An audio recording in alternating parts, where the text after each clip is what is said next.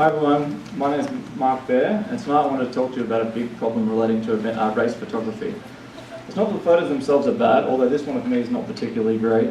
Most of them are actually really good. It's that most of them actually don't even ever get seen. But to start, I'd like to get a show of hands. Who here has done some sort of 5K, half marathon, Tough Mudder? Okay, so you might understand what I'm talking about here.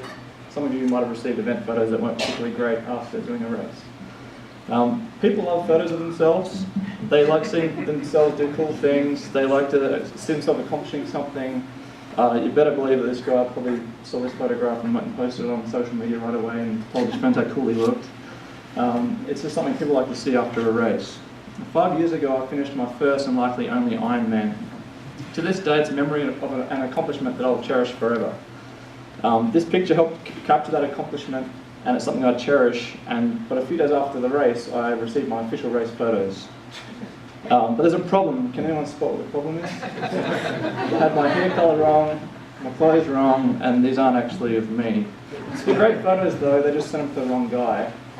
I hope that this guy actually received them as well. But lucky for me and my wife, we had a great support network there watching us at the race, and they got to take some great photos of us, and they're photos that most race photographers couldn't capture because they're too busy trying to snap a picture of everyone who runs past them. So we're really lucky to get those photos. But our supporters also took photos of other races. This guy's name was Fireman Rob. In 2012 he did 6 Ironman triathlons, doing the run portion of the race in a fireman outfit, and he never got to see this photograph because we took it and we couldn't send it to him. I have no idea who this guy is. My friend Heath took this photograph and waiting for me to come along in the run. But it's a great photograph and I'm sure he'd like to see it, but we had no way of sharing it with him because we don't know who he is. Out of interest, I took a look at a race photo website used for one of the latest Ironman triathlons. There was 21,000 photos in the lost and found category of the photo website. So there's a real problem stitching together races and the photos they appear in. This is a photo taken from a race I did as a fundraiser for my daughter last year. She has muscular dystrophy, and I carried a weighted vest during the race to raise money and awareness for muscular dystrophy. So it was a great photo taken from a friend of ours during the race. Apart from liking the photograph, when I first saw it, I was surprised to see the number of other people around me also having cameras pointed in my direction taking photos. There are 6 people here taking photographs of me, all with their own perspective. It would have been great to see these photos also. But lucky for me, I knew some of these people. They shared their photos with me and they captured a perspective I loved seeing, and it was a different moment in time for me to see that as well. But this happens all over the course. There are people taking photographs of people they don't know, and those people have no way of connecting themselves to the people in the photographs. This is the Bend Marathon course. But there's a real problem here. The problem is that there's not enough photographers on the course, they can't spread themselves out well enough, and smaller races sometimes can't even afford any photographers. So there's a difficulty getting people photographed well. So why not use a crowd to solve this problem? Most people who do a race usually bring a spectator or maybe more. These people are all over the course, they have phones and cameras and they're taking photographs. Why not use them to take the photographs?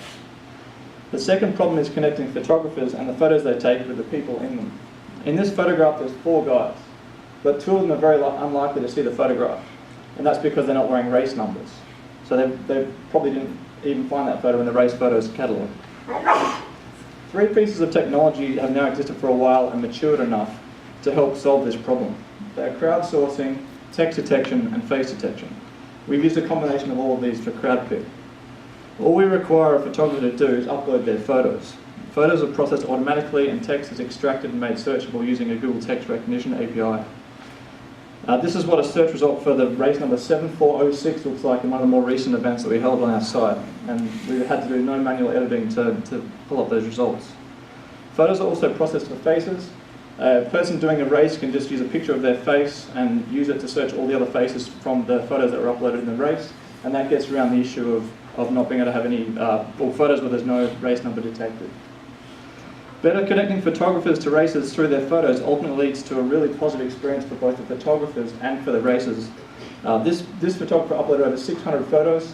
They had over 5,000 views and 150 downloads, and that's just because the photos were discoverable. Now I don't know any of these people, but it makes me a bit sad to think that they may miss out on seeing these moments of a race that they completed. But hopefully with a combination of people's love for taking photos, facial detection, and text detection, they will see these moments at some point in the future.